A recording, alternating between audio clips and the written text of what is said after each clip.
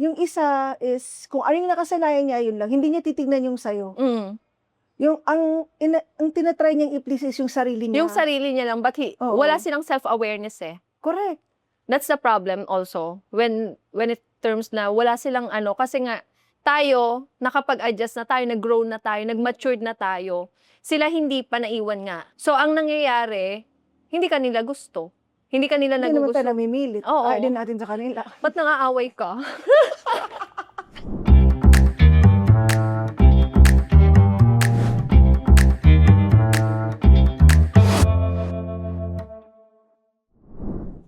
So, above all, with this episode, number one siguro talaga natin is yung self-respect, yung energy, di ba? But, we want to talk about why we cannot please you. Wow. Hugutan mo na yan. Marami akong hugot dito. May example ako dito. Well, at some point kasi the truth is, we cannot always please everybody. At saka hindi rin tayo para sa lahat. Oo. So, you cannot please me, I cannot please you. So, yun na nga, doon nawawala yung respect. Self-respect ka mo. No, self-respect and respect ng tao kasi nga, he doesn't care. They don't care. Parang ang taas nung nag-hype, ang taas ng power ko doon because they cannot understand the word respect and self-respect.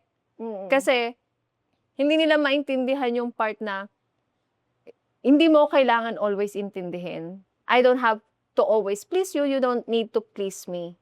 So, the part na, di ba nga, kahit mabuti tayong tao, excuse me, you do good, you do bad. You're the most understanding person on earth or whatever you do. People will always gonna say something. People will always gonna judge you. Kahit wala kang ginagawa, what more pa pag may ginawa ka? Tama, di ba? The moment you grow kasi, some people naiiwan. So, at that point na na-meet mo sila, for example, hindi kayo magkakilala, and then you meet in a certain age, for example, and then you've grown already in that particular level. Yung isa is, kung ano yung nakasanayan niya, yun lang. Hindi niya titignan yung sa'yo. Yung, ang tinatry niyang i-please is yung sarili niya. Yung sarili niya lang, but wala silang self-awareness eh. Correct. That's the problem also. When it terms na wala silang ano, kasi nga, tayo, nakapag-adjust na tayo, nag-grow na tayo, nag-matured na tayo. Sila hindi pa naiwan nga. So, ang nangyayari, hindi kanila gusto. Hindi kanila Hindi naman nagugusto. tayo namimilit. Oo. Ayaw din natin sa kanila. Ba't nangaaway ka? So, or maybe some people, they just simply not like us. Not Which is like normal. oh, it's normal. It should be normal na hindi magkakapareho lahat. So you don't have to please. You don't have to please us. We don't have to please you. You don't have to please anybody.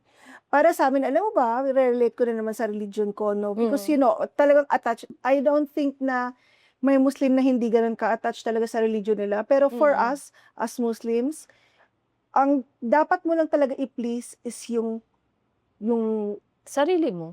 Lord. Sa Number inyo. one sa amin. Oh, wow. Yeah, Okay. your Lord. Your God. That's the number one. Pag na-please mo yung God, then you will be fine. And then next is yung prophet namin, Muhammad sallallahu alaihi wasallam. And the third, alam mo ba, kaya sobrang importante na yung mother natin, para sa akin yung sabi ko kanina, sa mother talaga yan, sobrang mag-understand. Kasi sa amin, di ba, God, number one. Number two, yung prophet namin, si Muhammad sallallahu alaihi wasallam. Number three, alam mo kung sino? Mother. Number four, Mother. Number five, mother. Mother pa rin. So, doon pa lang number six, Kawawa your naman si father. father. Number six pa si father. So, if you're gonna please somebody who's out of the numbers, the six, no? Parang, you have to question yourself. Sa amin, mabigat yung, mabigat yung responsibility mo sa husband mo or sa wife mo. Sobrang bigat sa amin nun. But, hindi siya nasali dun sa ganun kabigat. Okay. Because, for us, in Muslims, we have divorce. Ay, We have divorce sa gusto amin. ko yan. Gusto ko yan. Yeah. So, yun. Hindi siya para sa akin, kung hindi ikaw yung nanay ko na nandito sa mundo, no, hindi talaga ako magpa-please. I'm sorry. Even Okay. to my husband, I'm very, very, understanding, adjusting, but he knows and I know my limits. Ganon. Dapat it applies to everyone, hindi lang sa relationship-wise. Sa lahat ng tao nakakasalamuha. Ay, sorry. Have you experienced na nag-over-explain ka sa tao? Just to, Always naman. Kasi ayoko na ma-judge ako ng iba yung interpretation nila sa sinasabi ko. Most especially if, it's given already, mahilig tayo sa mga expensive things. Mahilig tayo sa travel. These things are not something Excuse that a me. person would need. These are luxury. Mm. So, 'di ba? Yun ang nasa business ko. So, the wellness center as well, 'di ba? Hindi siya yung main talaga. Kaya minsan na over-explain ko yung sarili ko, how I am projecting, for example, my companies or even myself, how I am trying to, work with the ethics. Ang iisipin ng tao, mahilig lang yun siya ng mahal. Kasi mayaman yun, kasi may pera naman talagang pamilya. Which is hindi. Hindi lang tayo aligned. Oo. Ako naman, so ako hindi ko pa naramdaman yung nag-over-explain, pero always sa relationship. Over-explain mo. Oo, dumating ako sa point na I have to defend myself. Ang pangit pa doon, dinidefend ko rin yung self ko, pero may judgment na sa akin, may assumption na. Nauna na. Nauna na yon. So, talagang corner ka doon pag nandun ka sa ganung situation na over-explain. Pag sinabi mong over-explain, ako na rin yung lawyer, ako na rin yung nagja-judge sa sarili ko. At in the end, kasalanan mo, kasalanan ikaw ang mali, ko, oo. ikaw ang masama. Kaya yung sabi ko pero ang sa akin, I'm trying na magtiis. Matiisin. Oo, matiisin ako na, okay, I will always please my partner. I will, ganun akong tao. Sa partner, hindi ako. Ako ganun tao, pero kahit yun, sa'yo ba nag-over-explain ako? Hindi. I'm very what you see is what you Oo, ako ganun ako yung tao pero lagi, especially yung huli, talagang dun ko naranasan Ito na ba yung time na mag-iiyak na tayo? Hindi pa, hindi. Tapos na ako, naubos ako, naubos yung, Pero believe ako sa'yo na, in all fairness lang. dun ko na kaya sabi ko sa'yo, gusto ko tong topic Tinry na, mo, oo, tinry itong topic mo. na to, sabi ko, totoo talaga na pag wala yung right mind, right mentality ng tao, hindi ko naman sinasabing baliw siya, ha? yung hindi kayo parehas ng mentality, ma-over-explain at mag-over-explain ka sa sarili mo. At pero hindi ka pa rin maiintindihan. At hindi ka pa, lalo na pag close-minded. Oo. Close-minded.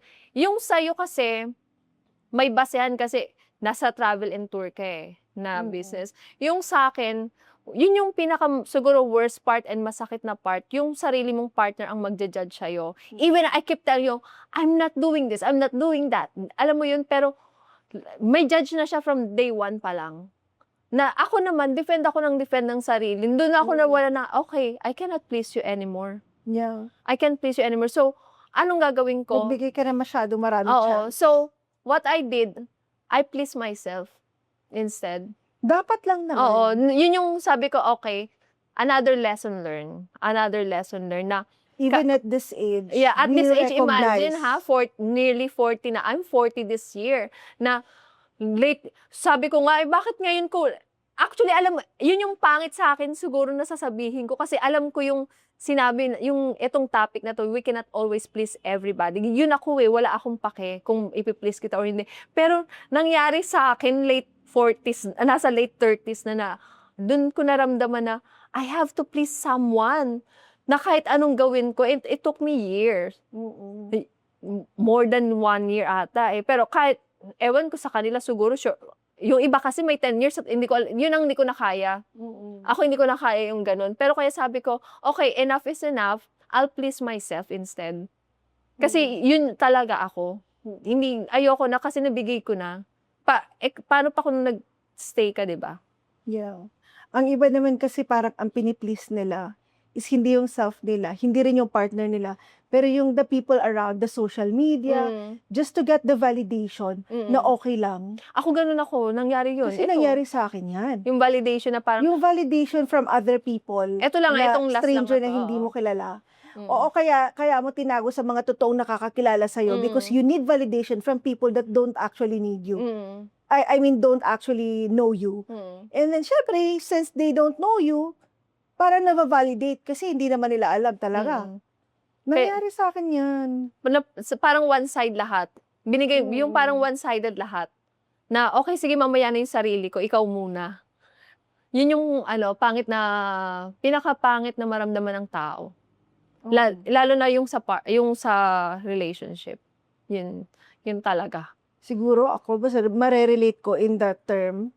Ang sa akin naman, hindi doon sa tao, pero sa family, sa, like sa society, kasi nga yung past life ko, 'di ba? It was ang daming involved Ang na daming tao. involved. So, yung sa akin dun is gusto kong protektahan Baliktad yun tayo. sa ibang tao. Oo, ako naman grateful kahit ako. na masiraan ako ng bait sa loob ng, sa shell ko, okay lang ako that time. Opposite tayo. Ako naman, yung partner ko ang hindi. Yung the people around us, I'm very grateful. I'm very grateful. Kaya sabi ko, okay, tatry ko pa. Ang sa outside naman sa akin is, it's more on, they're very good, pero they're expecting. They're expecting something from us. From our relationship, ganun, o nasabi ko na. Pero, yun nga, I was trying also to please, try to put up a good image para hindi masira yung family sa buong society. But later on, yun nga, ako na yung nahihirapan, and it took me years.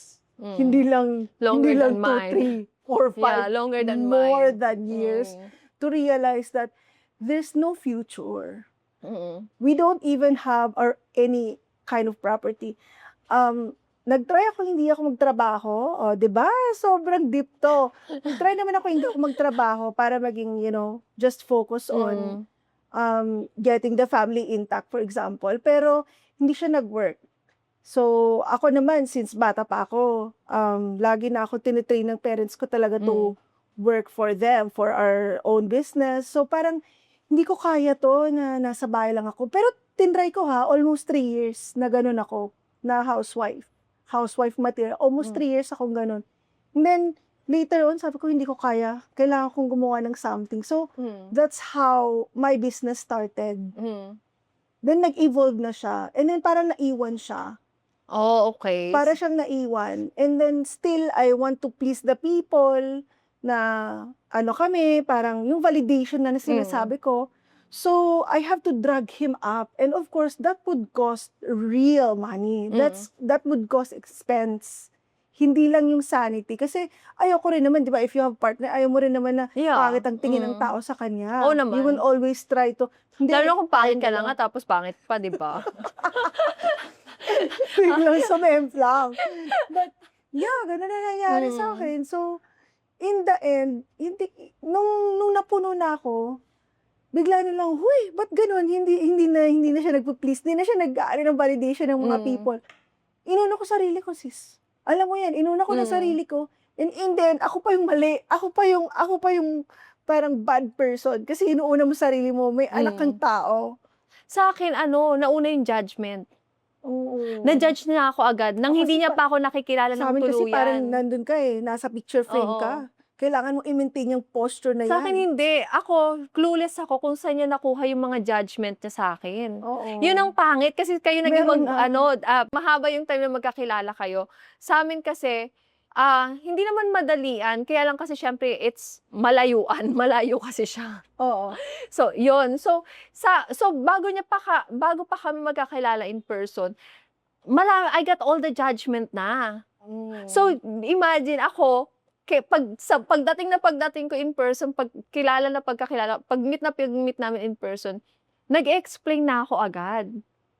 Ang hirap naman nun. Super hirap. So, ako, clueless ako. Sabi ko, saan ka ba Bigyan kita ka ng libro ng buhay ko. Sabi ko, saan ka ba nang gagaling? Alam mo yung may away, may ganun. Sabi ko, saan niya kaya kinukuha yung... Kasi mas marami siyang alam sa akin dahil binis niya. Kaya dinidit ko yung Instagram ko eh. Kasi yung Instagram ko, naka-public yon. So, maraming followers, all about lifestyle, all about travel, workout. Yun lang yung feed ko eh. So, syempre, yung Walang ibang tao. Ikaw walang lang, ibang diba? tao. Very rare na i-post ko yung mga anak ko. Yeah. So, sa akin, sabi ko, pag chinecheck ko, walang masama. At saka lalo na businesswoman ako. So, lalo na, di ba, nasa luxury na Yeah, industry. Oo. So, kailangan naka-public ako para pag may bumili rin sa akin. So, makikita nilang legit ako. Yung sa printing shop ko, yung sa rental, di ba? So, hindi ko pwede siya i-private. So, para nakikita na, oh, legit to. I live decent. Alam mo yun?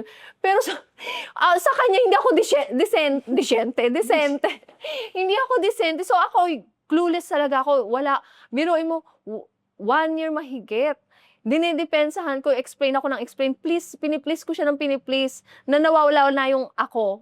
Nawala na yung authentic na Abby. Nawala na yung sarili ko. Sabi ko, wow.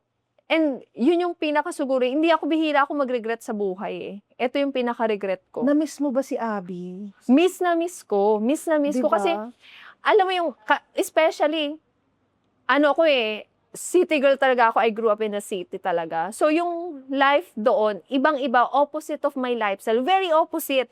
Relate ako dyan. I never wear jogger pants. I never wear sweatpants. Alam mo yon. So, the only time na nagle-leggings ako or tights, pag nag-workout ako, hindi yung everyday, hindi ako talaga naggaganon. So, doon, super iba, pero in-embrace ko yon. Sabi, as in, I was happy. I was happy na proud akong gagawin ko yung bagong buhay ko. Na, imagine, hindi ako, yung mga house chores, di ko ginagawa. Doon, Ginawa mo lahat. ginawa ko lahat. Kahit may allergy yung mga kamay ko sa detergent, Oo, ginawa ko lahat. ginawa ko lahat when it comes to, lahat talaga house chores. Inakap ko lahat yun. Hindi nga ako nag-complain eh. So what I was... Parang masaya ka pa nga. Oo, I was happy doing it. Sabi ko, shit, this is my new life. Sabi ko, ganun pa. Sabi ko, di ba, masaya ako naglalaba, masaya ako naghuhugas, nagluluto, ipag-prepare. Lahat, inakap ko lahat yun. Pero in the end, kumbaga talo na abonado pa. Sa totoo lang, talo na abonado pa kasi hindi maganda. Oo. Nawala yung sarili ko. Nawala, okay lang na hindi, walang meet halfway eh. Wala. Oh Na my walang God. so it's all about pleasing the person, pero hindi niya ako piniplease na hindi mo nga ako matanong sa araw-araw na, kamusta yung araw mo? Really? Oh, wala. Alam mo yung Di ba huling, yun ang normal sa kanila Oo. supposedly? How was your day? yung huling usap namin, sabi ko, simula nung dumating ako dito, tinanong mo ba ako kung okay ako? Knowing na sinacrifice ko yung buhay ko dito. Correct. Iniwan ko lahat. Iniwan ko lahat. Magandang buhay, luxury life, alam mo yun, Nagpasalamat ka ba? di ba? Pero Wala. name niya ako, tas nagulat lang siya. Hindi ba kita natanong? Alam mo yung mga ganun. Kaya, to the point, hindi ko nakita, is slowly nagdi-detach na pala ako. Nagsa-silent quitting na ako. Ganun Kasi- ang babae. Oo, kasi nga, ako na lang yung nagpiplease. Dapat, di ba, give and take? Correct. Ang babae kasi, we will give everything first. Mm. Tapos pag hindi mo pa rin napansin, and slowly yung self na natin, hindi rin natin Hindi na, napansin oo. na yung self na natin detach na Oo. pala. Hanggang sa nung sumabog na kung ano yung Like- dapat sumabog, bigla na lang, ha? Halis ka, ba't biglaan? Ba't wala na? Ba't Actually, wala saglit kang ganun, lang? hinayaan lang ako. Hindi nga, actually. Parang, hindi, matagal na to. Oo, dapat Diba? matagal na. Long overdue na. Oo. Kumbaga, kaya iniisip ko, sabi ko, isi-save ko pa ba? Or isi-save ko yung sarili ko? Sarili mo kasi Oo, lalo na kaya may sabi anak ko, ka. okay, so this is my way of me pleasing myself. And this is the last time that I will please someone else. I will always put myself first. I will always please myself first before anybody else, before anything else. Yun yung sinabi ko. Yung pauwi na ako dito, nasa airplane ako, umiiyak ako. Mm-mm. Umiiyak ako kasi sabi ko, ba't ko ginawa sa sarili ko yun? Kasi hindi ako yun. Mm-mm. I know better. Pero that time, para akong nagayuma. Para ako nagayuman na nalagay ako sa spell. Na biglang nawala na parang nung natauhan ako, okay, nagplato lahat. I cannot even hear anything, I can see anything. I can totally understand. Kaya yun, yun nga, sabi ko, kahit pala totoo yung sinasabi nila, how understanding you are, kahit ginawa mo na lahat para sa tao, hindi ka nila maintindihan kung kung hindi kayo parehas ng pag-intindi ng mentality. And you never ever shrink yourself for anybody else para lang para ma-meet mo yung standard niya. Dapat you always have this standard, have the boundaries. Correct. Na eto ako, it's either we understand each other, but I'm not gonna go to lalo na pag alam mo yung standard niya mababa. You don't go lower. You go higher. Totoo yan. That's for everyone. Hindi lang yan dahil na dito kami ganun. Hindi. That's for everyone. Most especially, ituturo ko talaga sa anak ko yan. Kasi, my God, sobra yung sacrifices. 'Di ba? Basta ako tuturo ko sa anak ko na magtrabaho ka kasi pag may pera ka and you just want to live that person, You can do whatever you can do want. whatever and If you live have your freely. own money. Yeah. And that's a good thing. Yun siguro I'm So, thankful. madalas, di ba, yung iba. Kaya naman yung iba, hindi naman nila lahat. Gusto nilang, sa bahay ka lang, with all due respect ha, sobrang laki ng respeto ko sa mga housewives. Kasi alam ko kung gaano talaga kahirap maging housewife. Pero it's not for us. Pero ang hirap kasi, may mga kilala ko, marami kasi, it's very common with Muslims by the way, kahit na nahihirapan na sila sa sitwasyon, hindi sila makaalis kasi wala silang sariling pera. Paano sila mag-start over? Yun ang kinaganda pag independent din ang tao. Not only It's not the pride. It's the security. Kailangan you work for yourself as well. Para no one can, ako nga, independent naman ako na-judge pa ako, di ba? Binaba talaga ako ng husto. When you say baba talaga. Kumbaga, kumunoy, nilubog ako sa kumunoy for no reason. Maiintindihan ko kung may reason. Hindi ko maintindihan yung reason. Kaya talagang clueless. Talagang wala. Pero ako, alam ko na, sinabi ko na sa'yo eh. Lahat kayo. Kasi parang ikaw, parang blinded ka. Very blinded. Ganun ako pag nagmamahal. Hanggang ako na lang. Tanga lang. Tanga lang talaga. Siguro ito, pati si Lord napagod na, ayaw mong tumigil ito ka. Kaya, gisingin kita. Gigisingin kita, hahablahin kita. Ayun. Thank you, Lord. You saved me. Yung totoo lang. Oo. Ito yung pinaka-down ko sa 39 years of my life talaga. Of my existence. Kaya naman gumawa tayo ng ganito, no? Parang this is to share to people different insights and also share based on our experience. Lessons. Yeah, the lessons. That's the most important. Hindi mo kasi mabibili yan eh. Hindi mo lang yan mababasa kasi kung babasahin mo yan, minsan hindi ka makaka-relate, alam mo yun, hindi mo mafe-feel. Everything na gagawin namin dito sa the whole podcast, sa whole show, lahat based on our experience. Actually, mostly. Yeah, mostly. So para sa sobrang dugmok tayo. No, and we're not even perfect as well. So that's why we decided like, okay, we share it. Yeah, we share it. We have to share it to people, especially that we're more giving into parang women empowerment. To different people, aligned independent na mga tao, especially sa mga babae. Kasi even non-Muslims naman, may mga tao talaga, di ba? We're not really encouraging into that, but woman empowerment. Yeah. Because of the experiences we've had. A lot of people couldn't afford to even voice out. Diba? Marami pa, actually marami pa. Sorry don't get me wrong, pero marami pa kasi yung iba, talagang martyr. Nagpaka-martyr din naman ako sa sa yung ng buhay ko ngayon, yung chapter ko na very martyr. Pero sabi ko, yun nga, you just need the courage. You just need the power.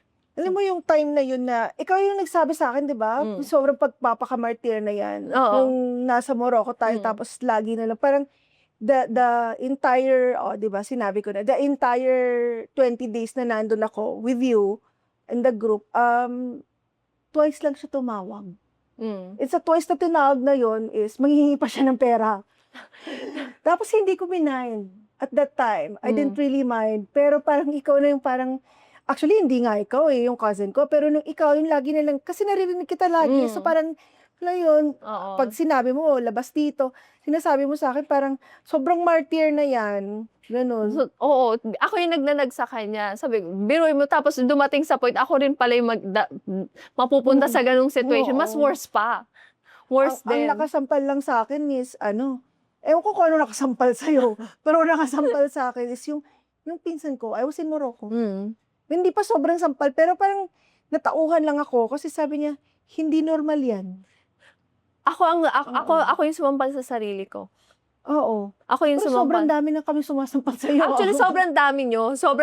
Talagang brutal nga yung pananampal nyo sa akin eh. Pero hindi Ako talaga. hindi, kasi hindi ko alam. Hindi, oo, as much as possible, pag mga close friends, syempre di ba sabi nga nila, as much as possible, if you can keep your private life, better. Pero kaya yun, talagang kinip ko siya talaga. Pero brutal din talaga yung, I never experienced that kind of treatment in my life, period. So, Sobra. yeah, never, yung humiliation, yung belittling, Feeling ko, ang hindi mo na-please doon, yung sarili mo talaga. yung disrespect, oh my God, Oo.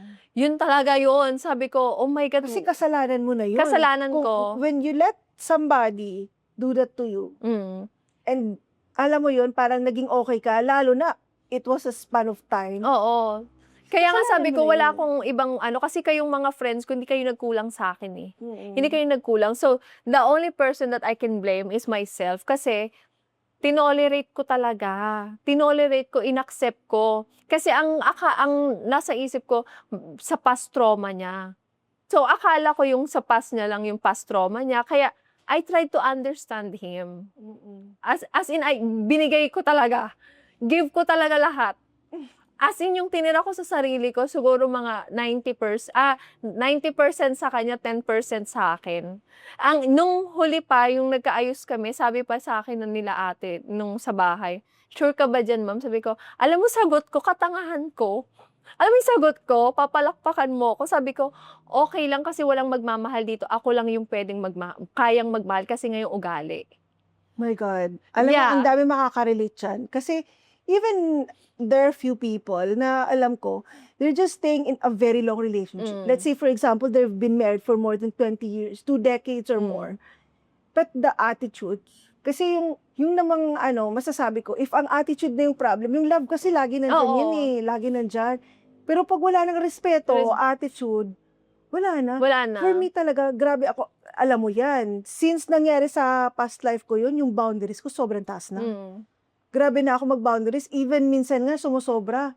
Sinasabihan ako ng husband ko na, uy, ganito, gano'n. Even, hindi lang sa love hindi lang sa love. Family, lahat, sobrang taas na yung boundaries ko. Tapos, pag ibababa ko yan, feeling ko kasi mapapasok ko, sis. Feeling ko may mga, pag binaba ko yung boundaries kong konti, tapos nakita ko na naman yung Sa taas akin na hindi. naman. Talagang binaba ko. Tatakot Yung ako. walls ko, binaba ko. Nagpaka-vulnerable ako sa kanya. Talaga lahat. Understanding lang to. Ha? Understanding lang to. Ano understanding lang? Understanding ka lang sa kanya. Ganun yung peg. Visit ka.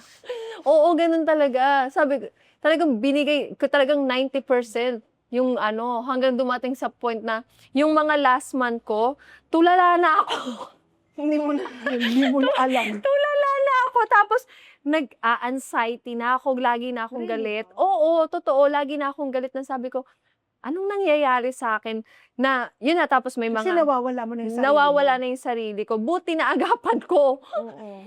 Kasi, 5% na lang natitira sa akin eh. Hindi mo na kasi, Na-tolerate. hindi mo, ang self mo na yung ginising ka, huy, hindi mo na napeprotektahan yung sarili mo. Oo, dumating. Kaya nung dati pag or nagtatalo, nag-aaway, ganun, hindi ako sanay ng sinisigawan. Hindi ako sanay ng, alam mo yung bastos, walang respeto, ganun. Kaya sabi, yun na, yung huli, sa balutan na lang ako, dun na. Ako kasi hindi ako pwede sa ganyan. Hindi mo ako pwedeng, kasi nangyari na sa akin yan, di ba? Alam mo yan, sa past life ko, grabe yung bunganga niya, yung ugali niya, hindi makain ng aso, di ba? Ito, So, nung sobrang taas na ng boundaries ko, hindi na ako pwede talagang masigaw-sigawan ng kahit na sino. Ako na lang naniligaw. Sa akin siya talaga. Sabi ko, tapos Hindi pwede. babang-baba ako sa sarili ko noon. Oo. Sabi ko, ano bang nangyari? At saka, and to think, dito sa Pilipinas, nire-respeto tayo. Nire-respeto, may tao ako, nire-respeto ko. Ito, nawala naman na itulong sa buhay ko, to be honest. Correct. Bakit mo ako tinatrato ng ganito? Wait lang. Yun na. Talagang, yun na yung point ng buhay ko na okay. Paano pala kung wala akong pera? Dito nung naglayas ako sa kalye ako pupulutin, nag-book agad ako ng flight. Umuwi agad ako tapos na. Ngayon, ayaw niya. Gusto kita i-congratulate dyan. Diba? Kasi, kahit anong man ang nangyari, minahal mo yung tao, lahat ng experiences, balikan mo yung mga masasayang moments. Kasi naging masaya ka naman. Nawala. Pero this time, naging totoo ka. Saka yung totoo ka lang. The truth in yourself, di ba? Yung respect was louder than all the good memories we had. So yun na, nawala na. Kaya sabi ko, okay, I'm done pleasing you. It's my turn. I'm back. Alam mo yun, talagang inano ko. Kasi hindi talaga ako yun. Para ako naman, manipulative kasi siya. Parang na-manipulate ka. Oo, very manipulative siya na. Saka yung mga love bomb, naku, naranasan ko yung mga gaslight na yan, yung mga, lahat yan, lahat ng gas, kulang na lang masunog na ako. Oo, lahat. Alam mo yung mga nababasa-basa ko lang sa Instagram, yung mga reels na mga love bombing, ganun. Naranasan ko yan in short period of time.